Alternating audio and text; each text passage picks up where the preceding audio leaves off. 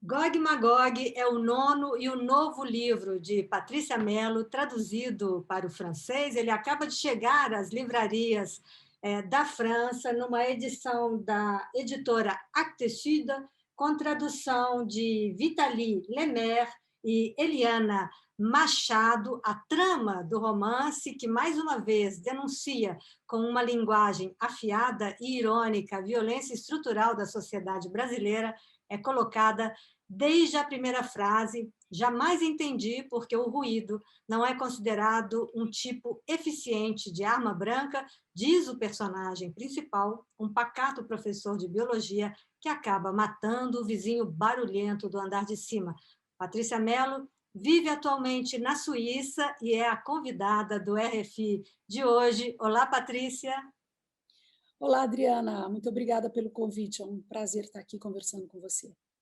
Patrícia, por que a escolha do nome Gog e Magog, que são personagens bíblicos? É uma referência ao embate final entre o bem e o mal, né? Quando já não é mais possível um diálogo, quando seria assim uma referência a esse momento paroxístico da intolerância que é bem característica da nossa época. E no livro, esse embate, então, é feito pelo silêncio, que é um luxo, e o barulho, uma arma eficaz na sociedade contemporânea. Exato.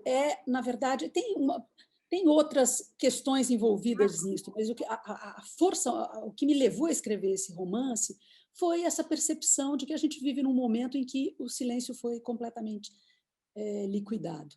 Eu lembro sempre daquela frase do Schopenhauer dizendo que o barulho é a tortura do homem que pensa, né? Imagina que ele escreveu isso no século XIX, meados do século XIX, quando ainda havia silêncio, né? Hoje, basicamente, em nenhum espaço que você entra, em restaurante, em elevador, em supermercado, em nenhum lugar existe silêncio. Aliás, ele existe, né? O silêncio existe, mas ele é um produto caro. Você tem que pagar por ele, né? Ele passa a ser um artigo luxuoso da sociedade contemporânea. Pois é, com essa dicotomia, você denuncia todas as desigualdades e choques atuais da sociedade brasileira, choque de classe, de cultura, de religião. É verdade.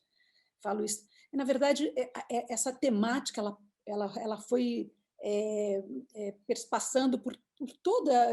Eu não queria fazer um olhar assim muito específico sobre a questão do barulho. Eu queria fazer uma coisa maior, mostrar aquele momento da sociedade brasileira. Quando eu lancei o livro em 1917, um momento que você percebia a sociedade muito dividida, né?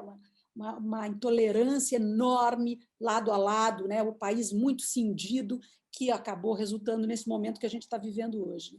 Então, era muito essas posições assim é, no que dizia respeito às posições políticas, às posições ideológicas, às posições religiosas, às posições científicas, né? E tudo levado a um desentendimento total, né? Eu falo que há uma espécie de um fetiche dos meus direitos assim na composição dessa trama, né? É aquele momento da nossa cultura que eu sinto muito, que era aquele momento que eu descrevi no Gog e Magog, que fala dos meus direitos quase como se, olha, eu defendo os meus direitos e você tem que respeitá-los, ou eu sou obrigado a te atropelar, eu sou obrigado a te matar, entendeu? Então era um pouco essa intolerância que eu queria mostrar, que eu acho que ela é muito típica da sociedade brasileira desse momento. Eu tive a impressão que esse é o seu livro onde justamente essas referências ao momento atual são as mais marcantes. É como se esse livro fala realmente do agora. Eu acho que ele fala. Não, depois ainda de Gog e Magog, eu lancei Mulheres Empilhadas, né? Que Uhum. eu falo do feminicídio, né? Dessa matança de mulheres que ocorre hoje no Brasil. Mas eu acho que você tem razão. Eu acho que no Gog e Magog eu tentei fazer realmente um panorama da sociedade brasileira, assim, é um grande retrato da sociedade brasileira pré-Bolsonaro, que, na verdade, que acabou levando a a eleição do Bolsonaro.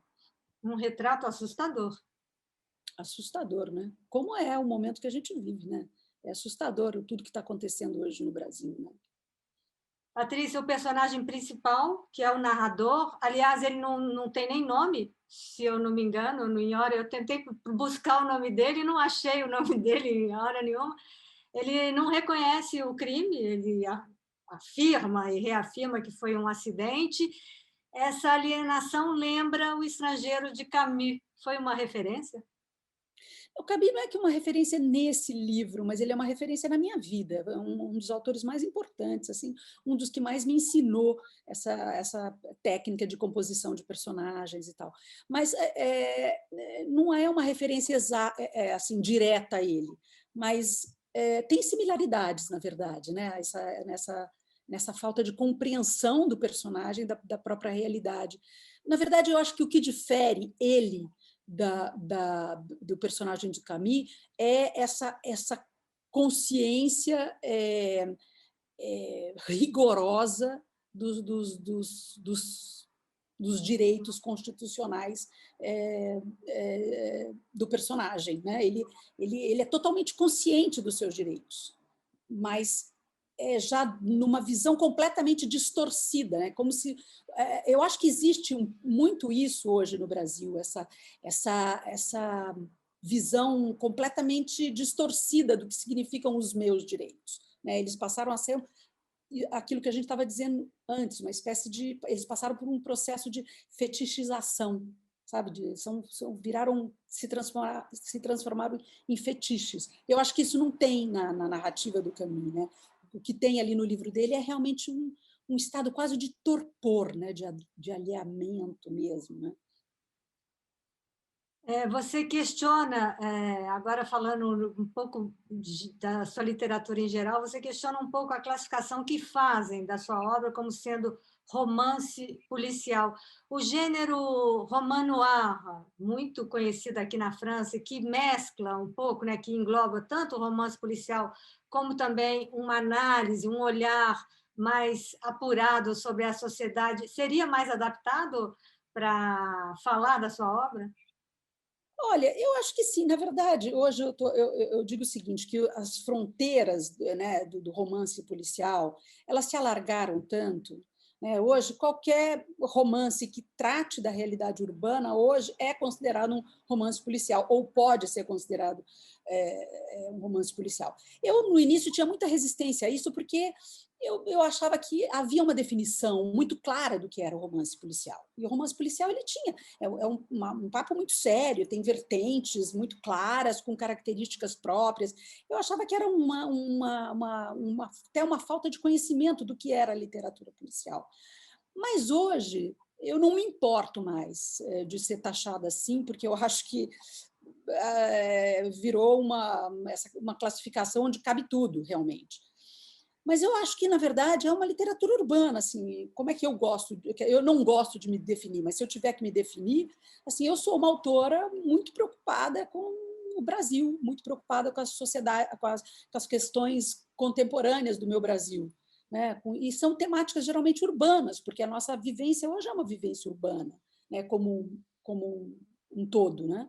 Então, eu acho que é sempre complicado, né? Eu acho que o autor sempre se incomoda um pouco com essas classificações, porque a gente tenta fugir delas, no fundo elas acabam sendo prisões para a gente. Pois é, mas a gente falou do Camus, falamos da temática desse livro e de outros livros, uma literatura e uma autora engajada?